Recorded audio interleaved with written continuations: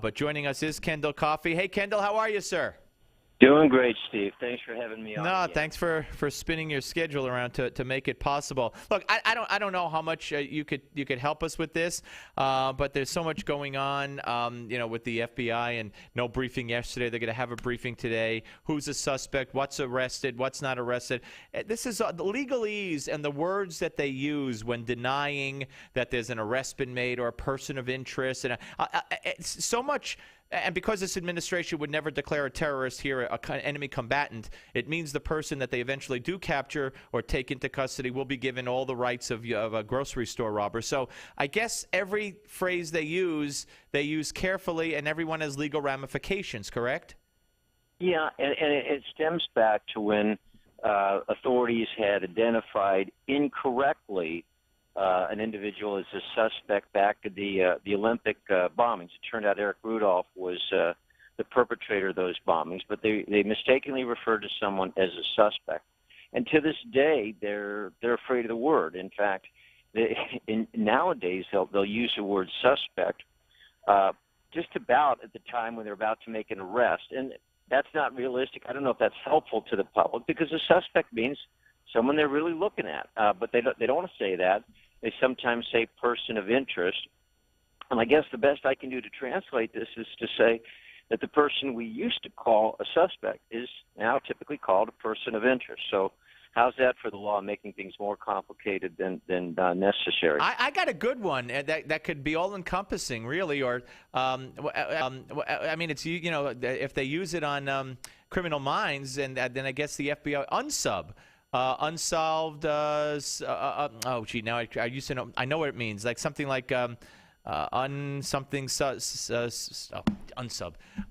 Subject. Something unfound subject. Subject is popular. Yeah. Word too. But unsub would be a cool term for them to use, because it doesn't mean anybody specific. It doesn't mean they have anybody. That means they're searching for an unsub. Anyway, one other thing, and I don't know if you could help me, and I don't want to throw you a curve here, and believe me, if you can't, that's fine. We'll move on to some of the cases that we discussed, you and I, earlier this week, and that is the Saudi who was a person of interest, whatever. He was in the hospital. They questioned him, and then they got it from Steve Emerson again today, confirmed that he was about to be deported next week. Today, Janet Napolitano denied that, but supposedly there is a document that says just that. My question to you is, and I don't know if you know this or not, and you may not, but is it common for people who would have their visas revoked for national security violations or purposes to be deported as opposed to prosecuted? Well, it is used as a tool, and the reason is sometimes they simply can't make a criminal case where you got to have evidence, you got to prove it beyond and to the exclusion of a reasonable doubt, and to have a prosecutable case in front of a jury.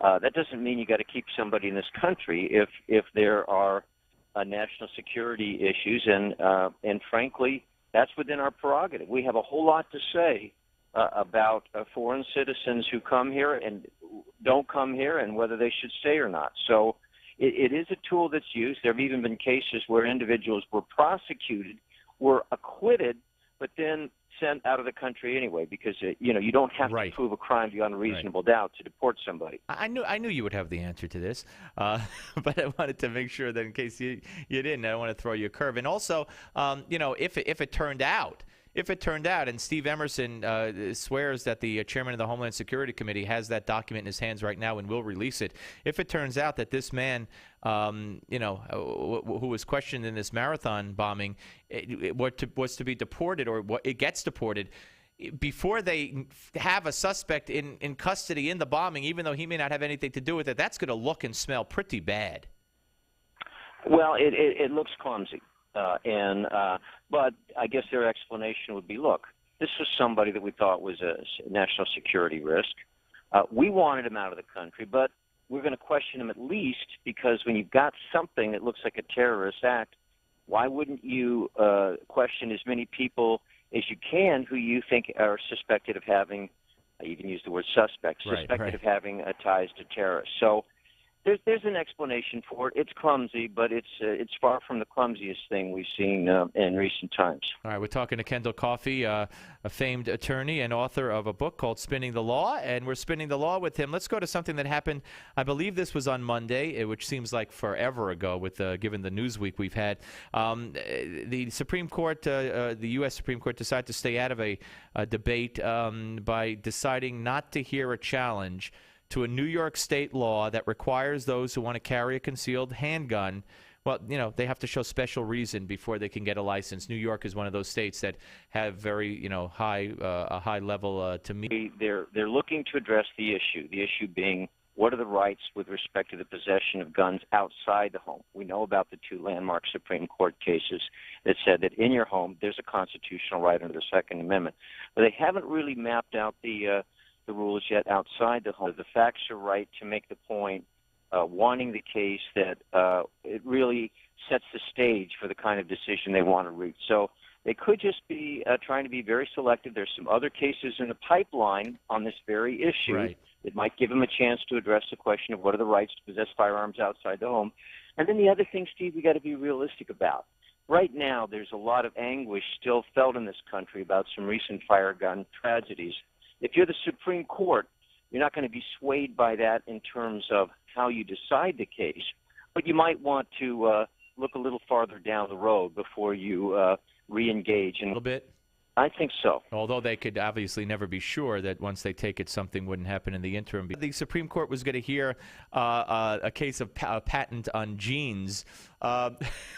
I just thought it was like dungarees, but because no one in the control room. They're also, most of them are so young they don't even know what dungarees are. But it's jeans. It's human jeans. It's for instance, from what they said, you could assume they expressed some doubts about the legality of a company having an increased risk of cancer or some other illness.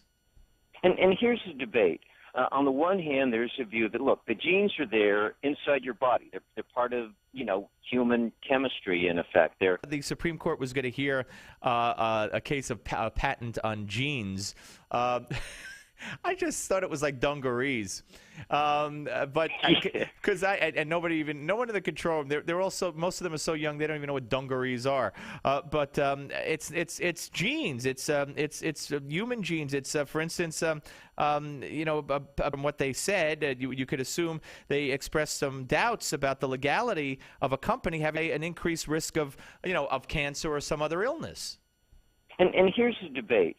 On the one hand, there's a view that, look, the genes are there inside your body. They're part of, human chemistry, in effect. They're part of your molecules.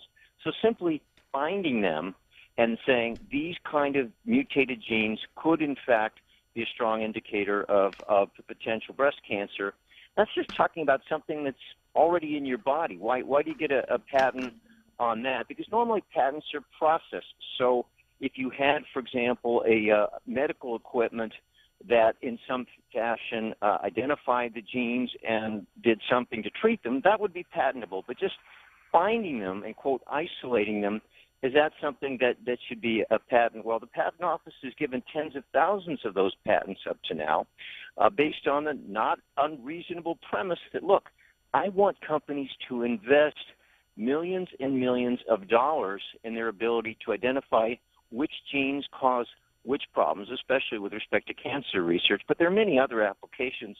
If I tell them that they spend millions of dollars and a bunch of years to find what kind of genes may cause cancer, and then they have basically no legal rights to protect the results of that investment, right. Why on earth would anybody want to spend all that money on this kind of cancer research?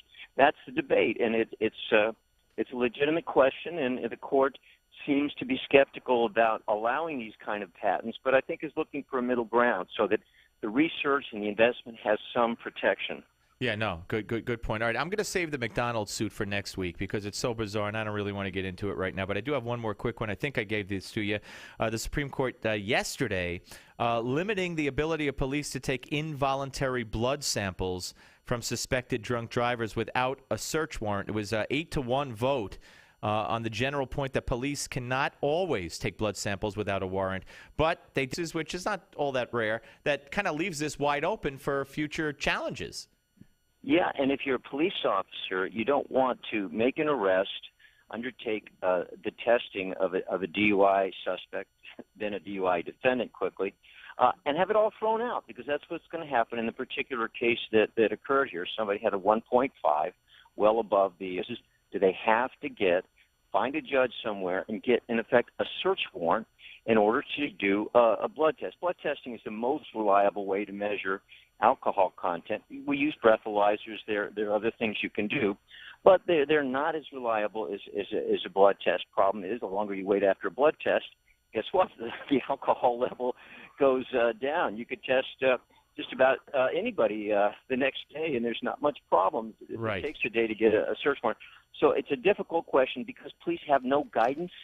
I think they're going to be very reluctant to do involuntary blood tests until the court does a little more homework on this and gives them a roadmap as to what they can do and what they can't do, so that their cases aren't going to get thrown out by good lawyers who challenge the blood tests.